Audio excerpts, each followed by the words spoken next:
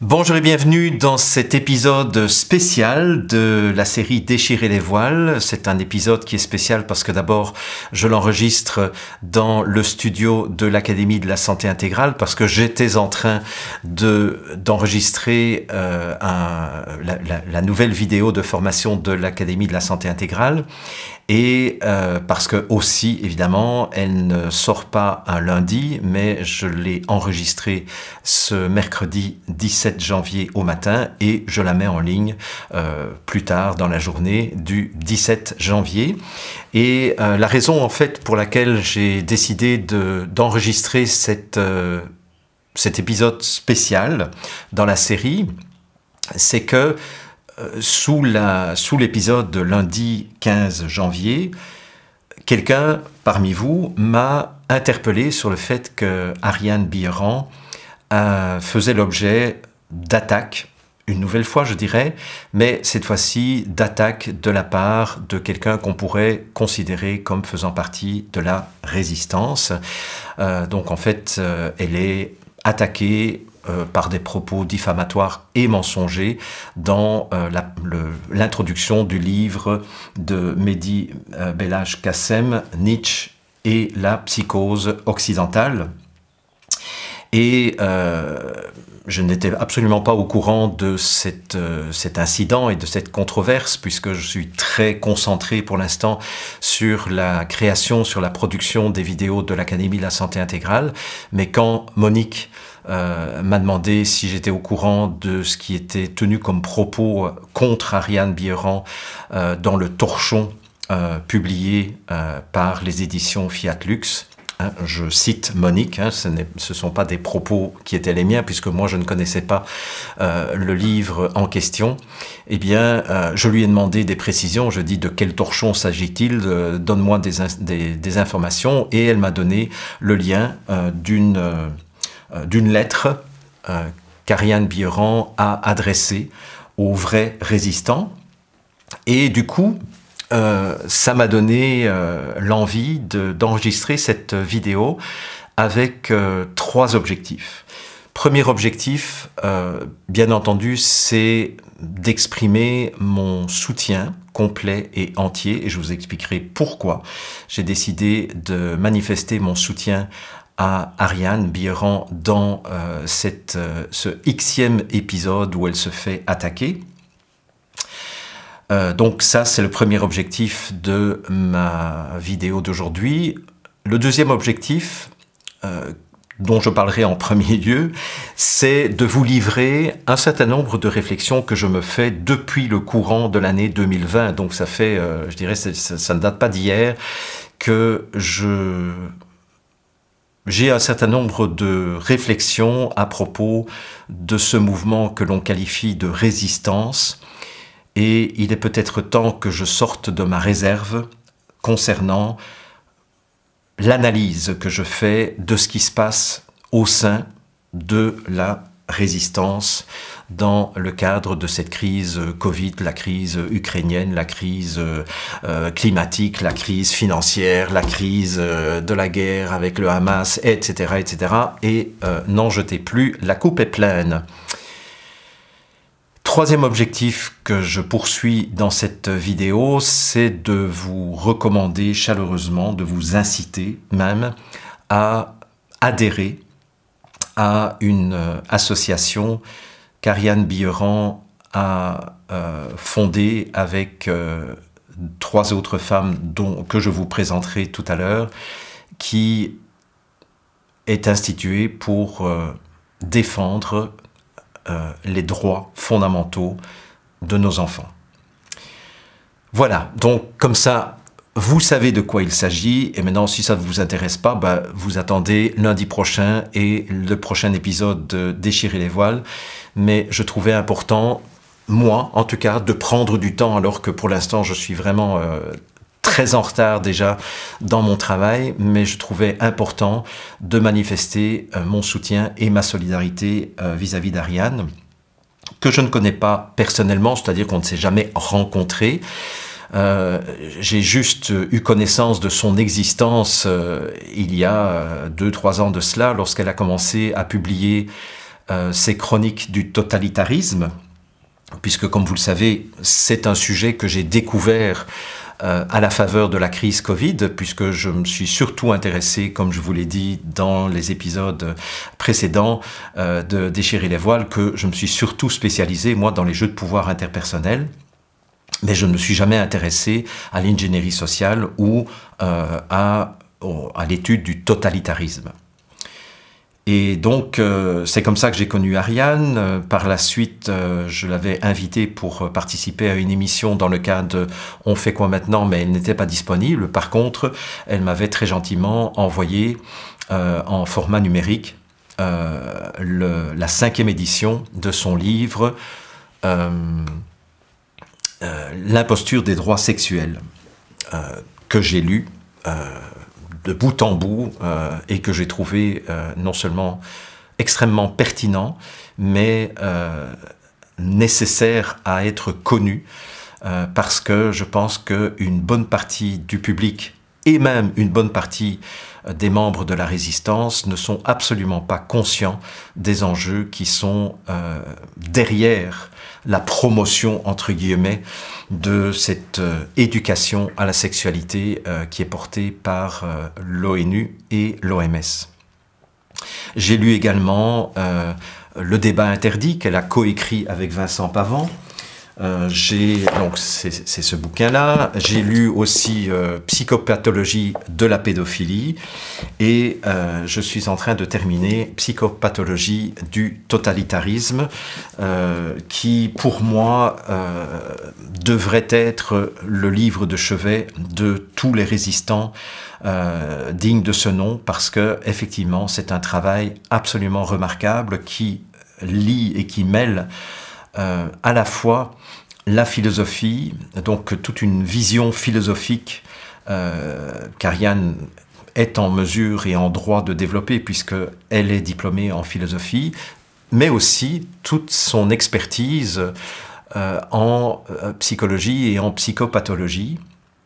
Et ce mélange des deux, je dirais, est vraiment un mélange extrêmement éclairant pour comprendre ce que nous vivons actuellement depuis très longtemps, mais je dirais ça ne fait qu'éclater au grand jour depuis début 2020.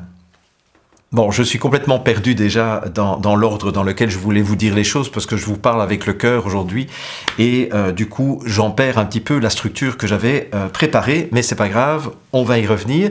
Donc, simplement la chose que je voulais vous préciser, c'est que je prends cette initiative sans avoir été mandaté par Ariane Billeran. Donc soyons très clairs, c'est une initiative que je prends et qu'elle découvrira en même temps que vous. En tout cas, bon, je la préviendrai par courriel évidemment que j'ai publié une vidéo de soutien en sa faveur. Elle connaît déjà ma position dans ce débat puisque je l'ai contactée il y a 2-3 jours par courriel. Non, il y a 2 jours en fait par courriel lorsque j'ai appris les attaques dont elle est l'objet et lorsque j'ai lu attentivement sa lettre aux vrais résistants, que je vous invite à lire également pour vous faire votre propre opinion et dont je vous donne les coordonnées sous cette vidéo. Bien, allez, maintenant j'y vais pour la première partie. La première partie, en fait, c'est donc toutes mes réflexions sur le mouvement de résistance qui s'est mis en place à partir de 2020. Et j'ai intitulé cette partie « Vraie et fausse résistance ». Parce qu'effectivement, mes constats, c'est que la résistance est de plus en plus infiltrée. Et elle est infiltrée, je vous dirai, par qui, dans quelques instants. Je ne vous citerai aucun nom, parce que je n'ai pas l'intention, évidemment, d'en faire des querelles de personne. La question n'est pas là. Mais je pense qu'il est vraiment urgent de discriminer le bon grain et livré dans le mouvement de la résistance, parce que tous les membres de la résistance, c'est-à-dire tous ceux qui sont actifs dans la résistance, tous ceux que vous voyez dans les médias sociaux sur différentes chaînes, ne sont pas nécessairement utiles, ne sont pas nécessairement efficaces, ne sont pas nécessairement pertinents et ne sont pas surtout nécessairement des personnes dont le but est réel est de lutter pour le respect de l'intégrité des êtres humains et le respect des libertés et des droits fondamentaux. Voilà. Donc je pense qu'il est maintenant urgent que vous qui m'écoutez, vous soyez capable de discriminer entre le bon grain et l'ivraie. Désolé, je ne pensais pas devoir faire ce genre de choses un jour. Je me suis toujours bien gardé de critiquer qui que ce soit depuis que je suis engagé dans ce combat. Ce n'est pas le cas évidemment de tout le monde au sein de la résistance, mais j'ai toujours considéré que le linge sale, ça se lave en famille, ça ne se lave pas sur la place publique, mais quand je vois la manière dont Ariane se fait maltraiter, mais elle n'est pas la seule évidemment, quand je vois les dissensions qui existent de plus en plus entre différents blocs de la résistance, je trouve que je vais y mettre mon grain de sel, en prenant de la hauteur et en vous donnant un certain nombre de critères simples que je vous invite à appliquer aux différentes personnes que vous suivez. Bon, ce sont mes critères, donc bien entendu, ils ne sont pas absolus, ils ne sont pas... ils ne détiennent aucune vérité absolue. De toute façon, j'ai bien compris depuis très très longtemps, et surtout depuis que j'ai fait mes études en philosophie, que la vérité en absolu n'existe pas, mais il existe quand même une vérité relative, et il existe aussi des mensonges et des intentions malveillantes. Et ça, je pense que c'est important que vous puissiez les discerner à l'aide de critères que je vais vous donner dans quelques instants. Donc, très clairement, je ne veux pas créer de division, donc c'est la raison pour laquelle vous n'aurez pas de ma part le moindre nom qui sera prononcé dans cette vidéo, hein, c'est clair, mais moi, ce que je vise, c'est l'efficacité et l'utilité pour le plus grand nombre, c'est-à-dire que d'avoir des résistants qui ont des actions contre-productives ou même des actions qui favorisent l'instauration du totalitarisme mondial qui est à l'œuvre sous l'égide, entre autres, du World Economic Forum, moi, ça ne m'intéresse pas. Et c'est la raison pour laquelle je fais cette vidéo. Et je ne veux pas non plus, donc du coup, favoriser le jeu de l'élite en laissant faire un certain nombre de personnes qui ne m'apparaissent pas avoir leur place dans le mouvement de la résistance. Voilà. Alors, je me suis amusé à me demander, mais quels sont les profils chez les gens visibles de la résistance? Donc je ne parle pas de tous les anonymes qui font leur part et qui font une part extrêmement importante, ne fût-ce que quand on sait maintenant de façon assez évidente que plus de 25% des populations occidentales, entre guillemets, n'ont pas été se faire injecter, pour moi, ça, ce sont déjà des résistants, voyez ? Mais ce ne sont pas des résistants visibles. Mais ces résistants sont extrêmement importants. Et s'ils avaient été encore plus nombreux, je pense que nous ne serions pas dans la merde dans laquelle nous sommes actuellement. Bien, je vous parle ici du profil des résistants visibles. Ceux qui entretiennent des blogs, qui font des articles, qui animent des chaînes sur Telegram, sur Twitter, etc., etc. C'est de cela, c'est d'eux dont je parle. Et parmi eux, je dirais le premier profil auquel je pense, et je pense auquel j'appartiens, enfin non, je ne pense pas, je sais que j'appartiens à ce premier profil, ce sont les chercheurs indépendants, les rebelles et les militants qui sont présents depuis bien avant 2020. Ariane Bierand fait partie de ces gens-là. Ça fait des années et des années qu'elle dénonce l'imposture des droits sexuels des enfants. Elle n'a pas attendu 2020-2021 pour tout à coup se faire connaître du public. J'en fais partie aussi dans le sens où ça fait maintenant 35 ans que je suis totalement opposé à toute forme de vaccination. J'assume cette posture et en 2009, vous savez que j'ai été parmi les rares qui se sont opposés et qui ont dénoncé toutes les impostures, tous les conflits d'intérêts autour de la soi-disant grippe H1N1. Et j'en ai déjà pris beaucoup pour mon grain. Donc en fait, je n'ai pas attendu 2020 pour devenir tout à coup un résistant de la dernière heure. Bien, ça c'est un profil. Et il y en a plein d'autres bien entendu, mais je ne vais pas commencer à énumérer. Je vous ai dit que je n'allais prononcer aucun nom, si ce n'est celui d'Ariane et le mien évidemment, parce que là je me sens autorisé à le faire. Il y a les nouveaux militants qui ont réagi par fidélité à leurs valeurs essentielles, c'est-à-dire des gens qui avaient déjà des valeurs. Donc il y a toute une série de médecins qui pratiquaient la médecine de façon très humaine, très humaniste, très respectueuse, etc. et qui sont montés au créneau, qui sont sortis de leur zone de confort, qui sont sortis de l'anonymat pour faire valoir et pour défendre une pratique qu'ils avaient déjà avant 2020. Donc ce sont des gens qui sont restés dans la continuité de leurs valeurs et lorsqu'ils se sont rendus compte que les mesures sanitaires autour du Covid-19 allaient à l'encontre de leur conception, par exemple, de la santé, ou leur conception du droit, ou leur conception de l'information, je vais prendre ces trois catégories-là, mais on pourrait en prendre d'autres. Leur conception de la politique, leur conception du syndicalisme, leur conception de l'art. Eh bien, ces gens-là sont sortis de leur zone de confort, alors qu'on ne les avait jamais identifiés comme des militants, et sont montés au créneau parce qu'ils estimaient qu'il y avait des valeurs qui étaient en danger, il y avait l'intégrité des personnes qui étaient en danger, il y avait le droit qui était en danger, etc. Et ces gens-là, bien entendu, sont des gens pour qui j'éprouve énormément de respect et de reconnaissance.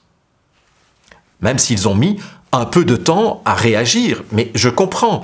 Si j'ai été parmi les tout premiers à vous avertir du fait qu'ils nous refaisaient le coup de la grippe H1N1, c'est parce que moi j'avais consacré plus de 6 mois de ma vie à plonger dans, je dirais, le labyrinthe des conflits d'intérêts qui étaient autour de l'Organisation mondiale de la santé. Il y a aussi les opportunistes qui veulent surfer sur la vague, qui veulent se faire connaître, qui veulent en profiter éventuellement pour placer des produits, ou pour créer une chaîne de radio, ou pour même carrément vendre des bébelles, etc., etc. Il y a les artistes vraiment engagés, qui ont pris eux aussi des risques et qui sont restés extrêmement fidèles et cohérents avec leur position. Il y a d'autres artistes dont je ne parlerai pas, dont on peut douter beaucoup de leur cohérence et de leur congruence. Alors il y a ceux que j'appelle les amuseurs qui pratiquent l'infotainment. Donc l'infotainment, c'est un néologisme, je ne sais pas comment on pourrait le traduire en français, l'infodistraction, on va dire ça comme ça, de la même façon qu'il y a l'entertainment en anglais qui veut dire l'industrie de la distraction, quoi, du loisir. Donc c'est l'infotainment et qui, d'après moi, abusent beaucoup du temps d'attention du public. C'est-à-dire ce sont des gens qui tournent en boucle maintenant, qui ne font que répéter encore les mêmes choses qu'on connaît depuis 4 ans. Il y a aussi des auteurs qui... si vous saviez le nombre de livres qui sortent et qui n'apportent absolument rien de nouveau dans le débat au niveau du Covid, c'est absolument effarant. Et ça, ce sont des gens que je considère, moi, comme des amuseurs, qui pratiquent l'infotainment et qui abusent du temps d'attention du public. Ces gens-là, je m'en suis détourné parce que non seulement ils ne m'apportent rien de plus en termes de compréhension, mais ils me font perdre mon temps et ils font perdre le temps d'une partie du public qui devrait être informée ou qui devrait être mobilisée à des actions qui seraient bien plus efficaces. Alors, évidemment, il y a les agents infiltrés qui sont envoyés et payés par les gouvernements et les services secrets. Il ne faut pas être naïf. Il y a parmi nous, dans la résistance, des gens qui sont payés, qui sont envoyés, qui sont mandatés par les services secrets, mais qui affichent un semblant de « je suis avec vous, je suis à vos côtés », etc. et nous verrons comment débusquer ce genre de personnage. Il y a les girouettes. Alors, les girouettes font très souvent partie des opportunistes ou des amuseurs, c'est-à-dire des gens qui vont défendre un point de vue jusqu'au moment où ils vont se rendre compte que ce point de vue n'est plus en odeur de sainteté auprès du public résistant, et donc vont changer de position, et vont encore changer, et vont encore changer. Ils vont aussi changer si ils estiment que certaines informations sont trop dérangeantes pour monsieur et madame tout le monde.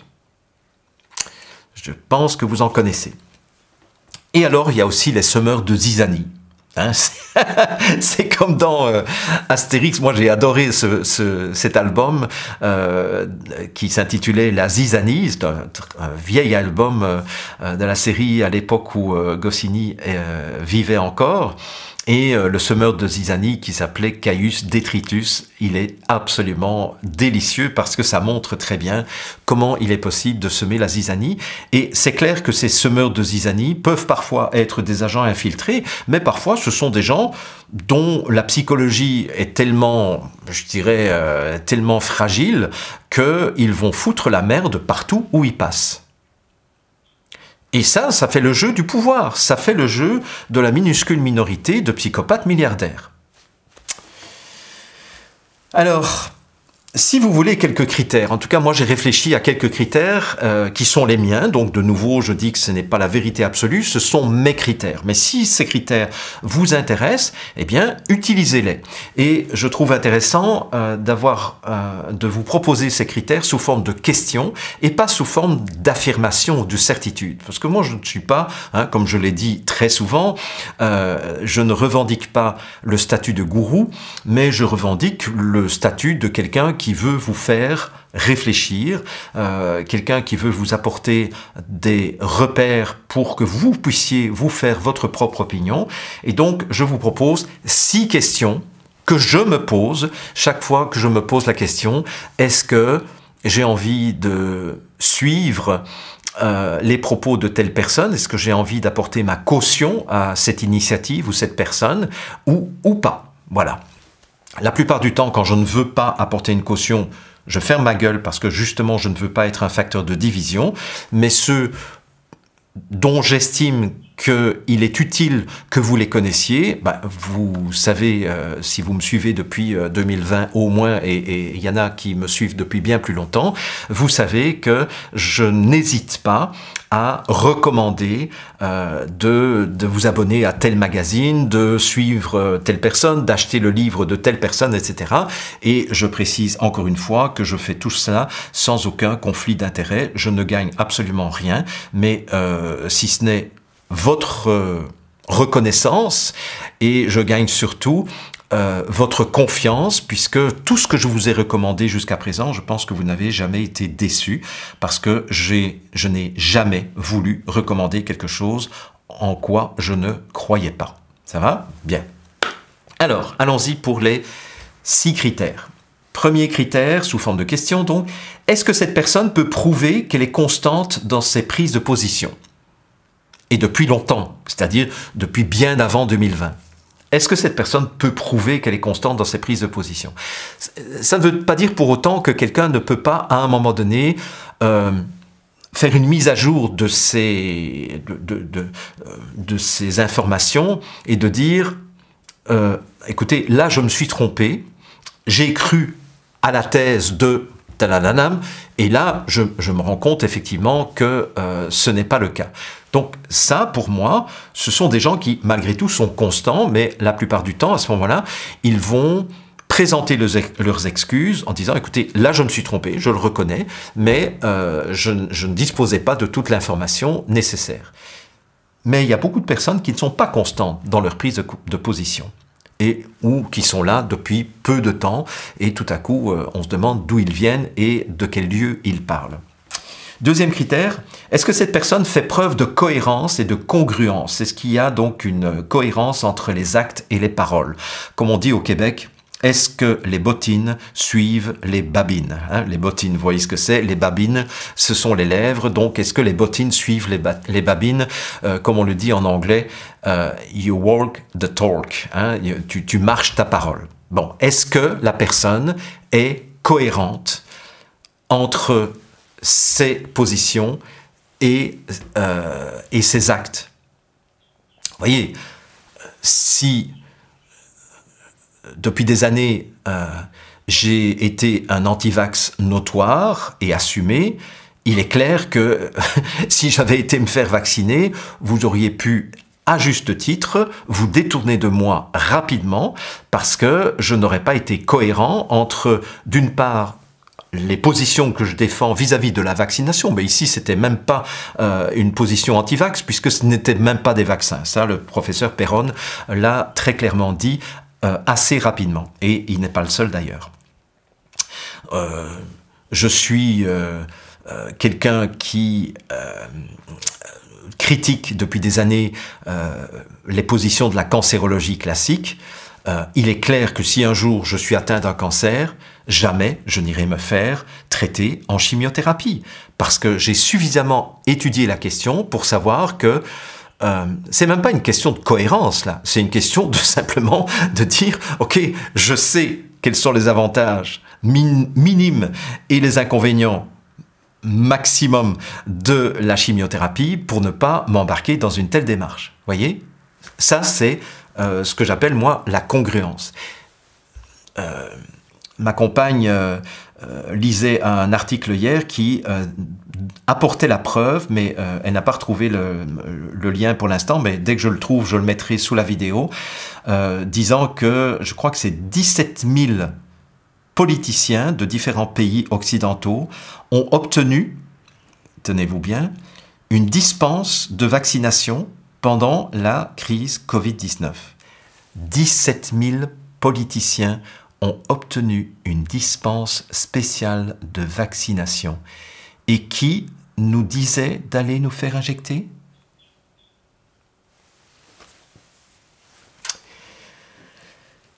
Alors, troisième critère, sa motivation est-elle de servir plutôt que de se servir ceux qui en ont le plus besoin? Donc, est-ce que vous sentez dans les prises de position de la personne une motivation et un souci, une préoccupation d'être au service, d'être le plus utile possible au service? C'est pour ça que j'en ai marre des gens que j'ai qualifiés d'amuseurs publics qui font de l'infotainment.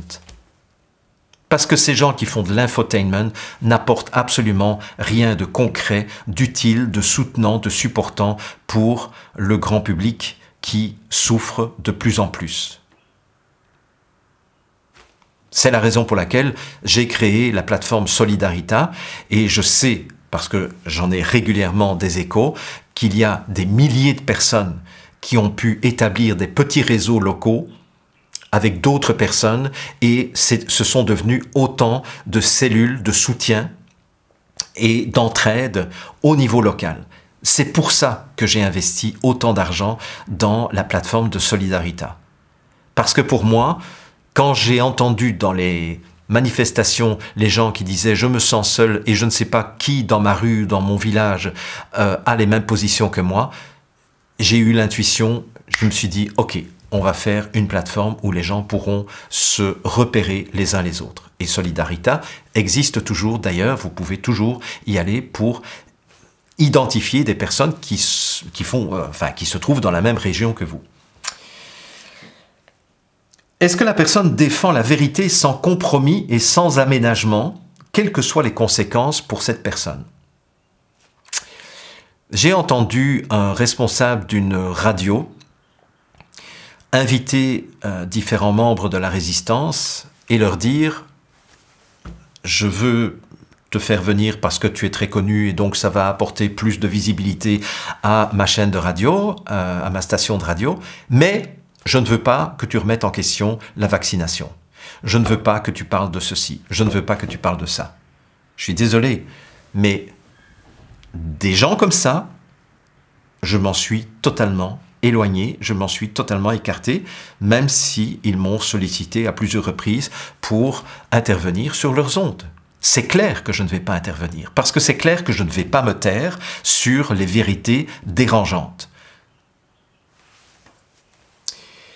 Est-ce que la personne a fait un minimum de démarche d'introspection, un minimum de travail sur elle, un minimum de travail qui fait qu'elle met son ego au service de son âme et de sa mission de vie, et pas l'inverse? Et c'est comme ça que je remarque que dans la résistance, il y a énormément de gens qui n'ont jamais fait de travail sur eux, qui n'ont jamais fait un travail de croissance individuelle, un travail d'individuation, et qui foutent la merde dans les rangs de la résistance, qui également exportent dans leur public toutes les problématiques qu'elles n'ont pas résolues. Et ça, je pense que c'est extrêmement grave.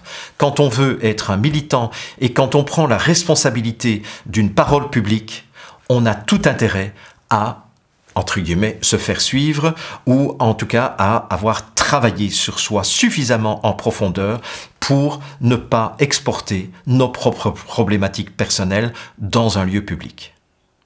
C'est la responsabilité de la parole publique. Vous savez, en tant que formateur professionnel, ça fait 35 ans que je suis formateur professionnel, j'ai quasiment tout le temps été en thérapie, différents types de thérapies.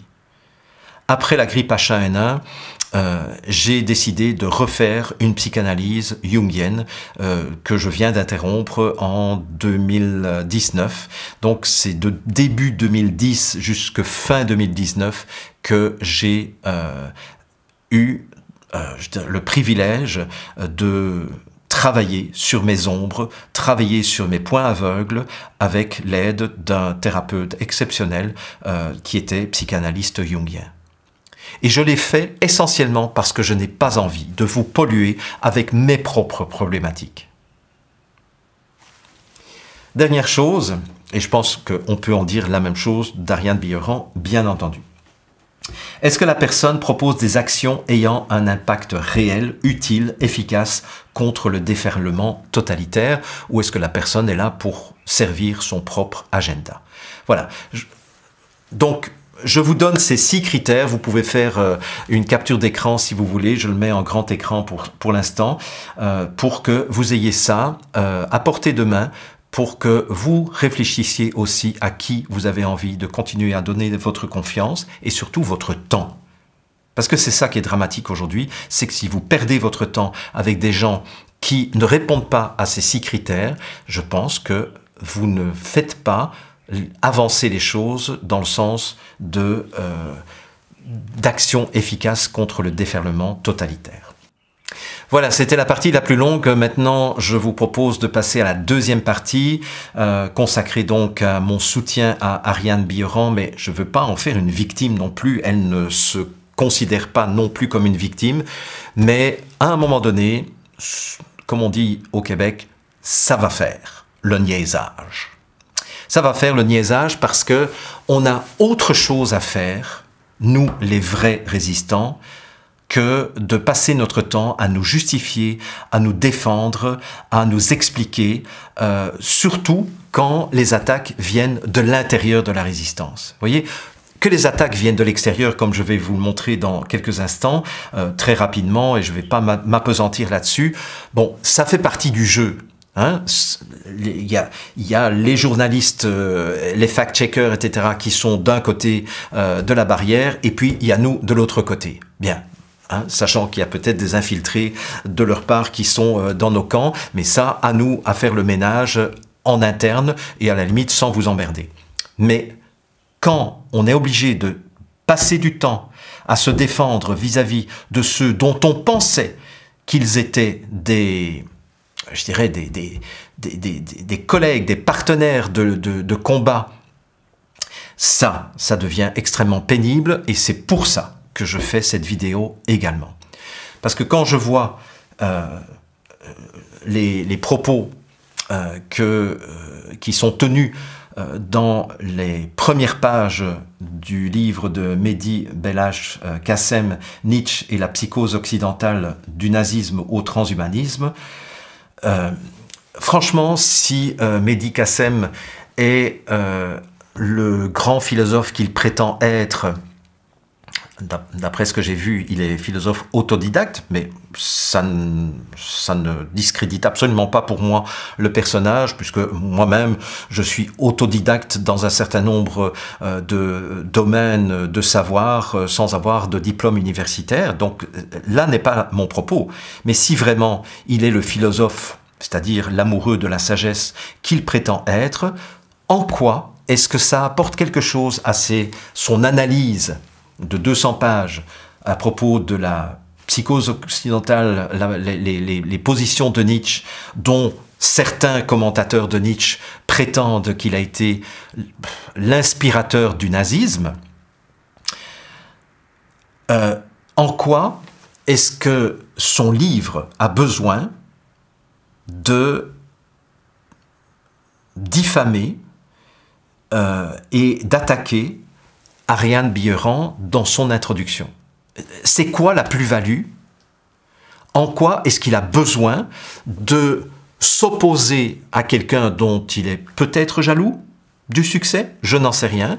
Mais en tout cas, en quoi est-ce nécessaire de faire cela pour sortir un livre sur Nietzsche? Moi, ça ne me dérange pas qu'il sorte un livre sur Nietzsche. Hein. J'ai étudié Nietzsche lors de mes études en philosophie. On a eu un prof extraordinaire qui nous a donné un cours de 30 heures sur Friedrich Nietzsche. Et c'était quelqu'un qui avait énormément de tendresse et de bienveillance pour Nietzsche. Donc, et pourtant, c'était dans une université catholique, une université jésuite.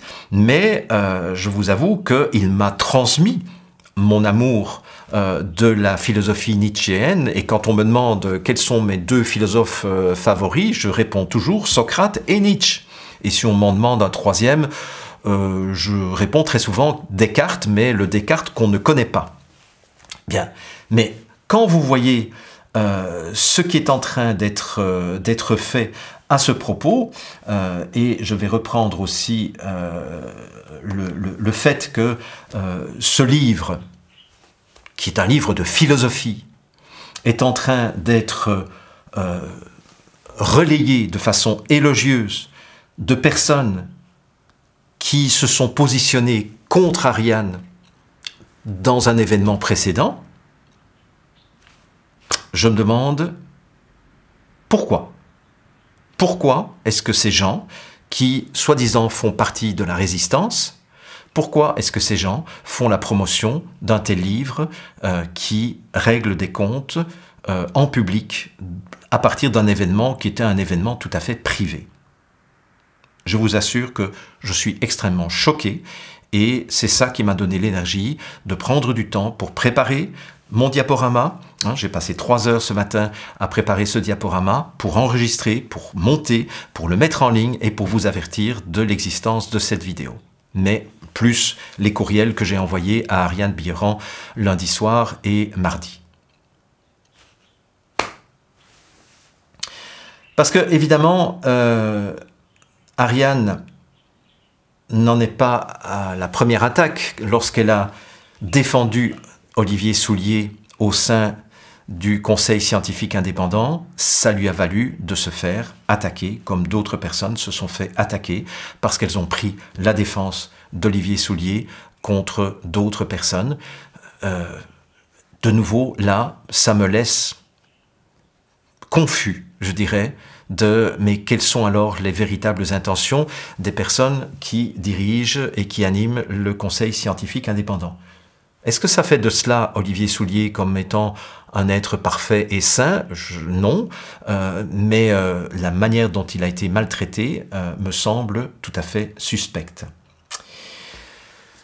Dois-je vous rappeler que Ariane a été également attaqué avec mon ami Senta de Peut aussi par la RTBF, donc la radio-télévision belge francophone, dans un article qui date du mois d'octobre ou novembre, si mes souvenirs sont bons, qui s'intitule « Complotistes, extrême droite et adeptes des théories pédocriminelles, voici le réseau des désinformateurs sur l'Evras en Belgique ». Alors Evras, pour ceux qui ne le savent pas ou pour ceux qui ne vivent pas en Belgique, ça veut dire l'éducation à la vie relationnelle, affective et sexuelle. Donc en fait c'est le programme de l'ONU et de l'OMS qui est en train d'être imposé dans toutes les écoles de l'Occident, que ce soit en Belgique, en France, au Québec, en Angleterre, etc. Et un certain nombre de personnes se sont mobilisées en Belgique, comme ailleurs, contre ce programme qui est une atteinte, comme le dit Ariane Billeran dans un de ses livres, dans son livre entre autres Psychopathologie de la pédophilie, elle parle d'une véritable effraction de la psyché de l'enfant à travers ce projet. Et puis elle le dit encore plus clairement et elle le démontre dans son livre que je vous recommande vraiment d'acheter, qui est L'imposture des droits sexuels. Vraiment, vous allez voir que il n'est pas possible d'accepter un tel programme d'éducation à la vie relationnelle et sexuelle après avoir lu l'analyse qu'en fait Ariane Billeran dans son livre « L'imposture des droits sexuels ». Si vous deviez acheter 2 livres d'Ariane, c'est celui-là et Psychopathologie du totalitarisme. C'est vraiment les 2 livres que je vous recommande sincèrement parce que ce sont des points de repère incontournables et qui vous apportent bien plus que tout le blabla de ces amuseurs publics qui font de l'infotainment et qui n'apportent absolument plus rien de nouveau au débat, ni à l'action.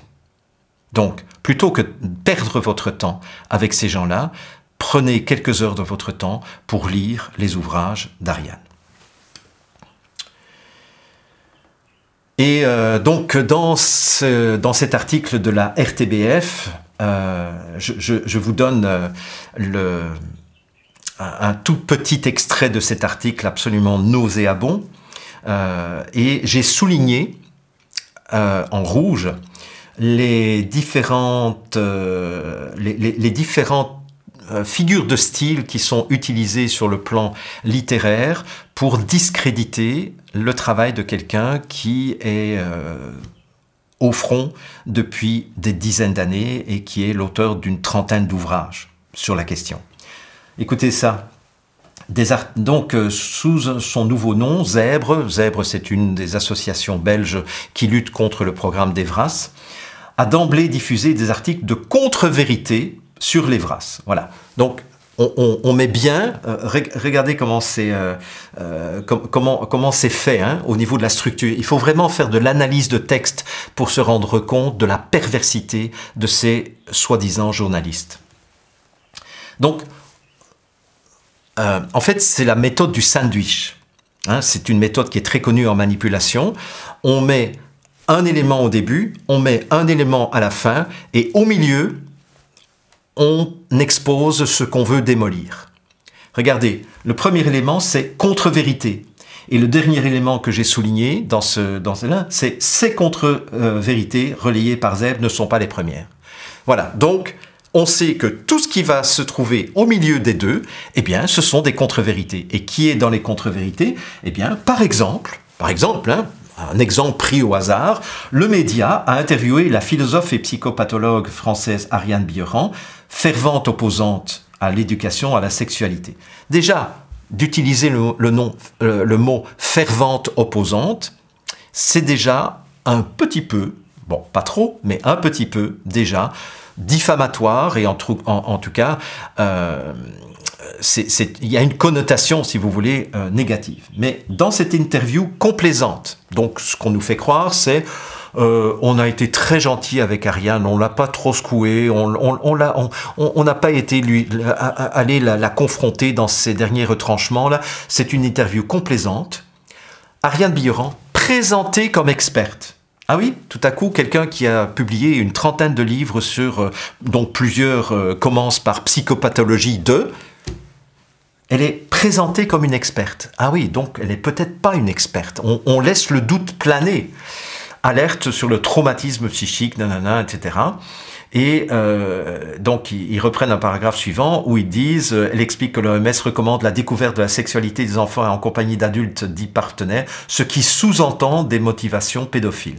Voilà, donc le sous-entend, de nouveau, il y a une connotation péjorative dans des propos comme ça, qu'elle a déjà exprimé par le passé dans son livre Psychopathologie de la pédophilie. Ces contre-vérités relayées par Zèbre ne sont pas les premières. Dans une autre interview complaisante, de nouveau, Zèbre ouvre ses colonnes à Frédéric Goareguer, pardon, un médecin, etc., qui s'est opposé aux mesures, etc. Et ça continue comme ça. Donc vous voyez la stratégie, et dans l'article aussi, ils révèlent au public le réseau. Vous voyez, déjà parler de réseau, là aussi il y a une notion péjorative. Quand on parle de réseau, nécessairement il y a une connotation très souvent péjorative, surtout dans un contexte comme celui-ci.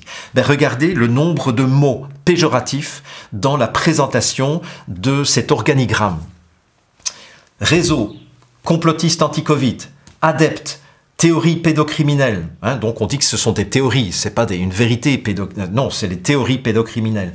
Ultra-conservatrices, hein, des associations ultra-conservatrices ou d'extrême droite, désinformation autour de l'Evras. Ça fait beaucoup quand même, hein.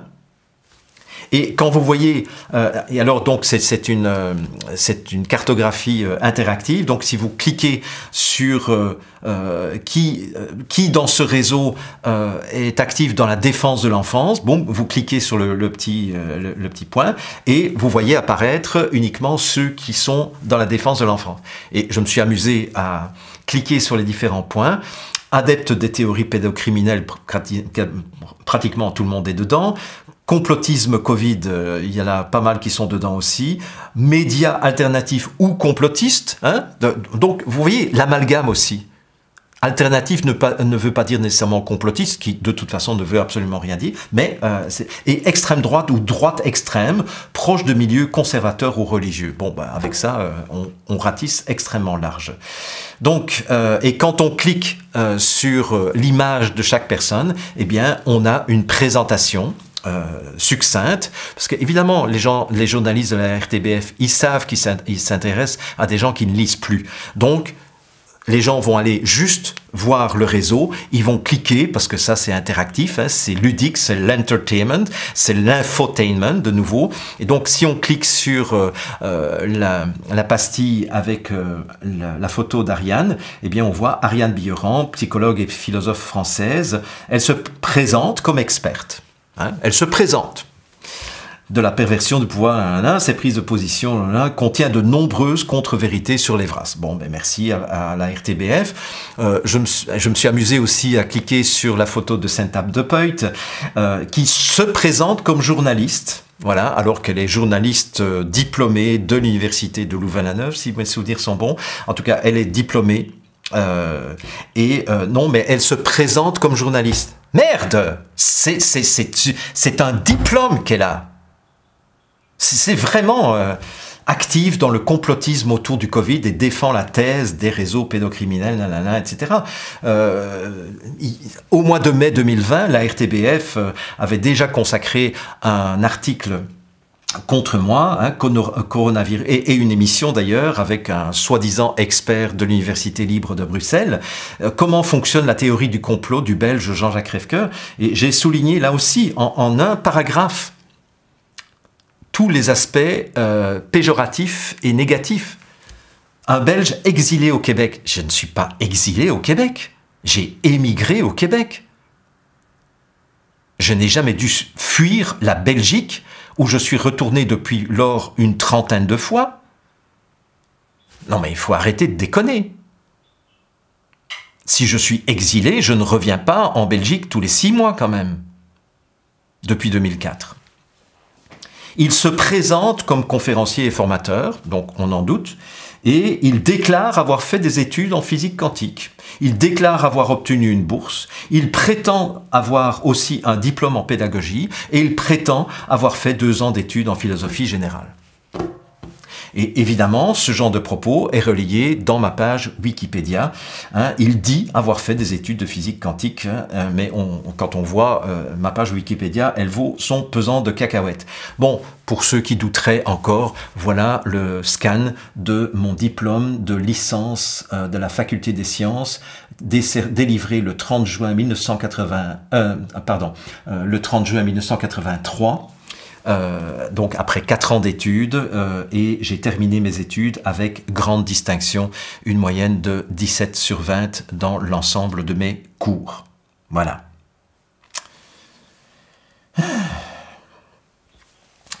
Mais bon, on va se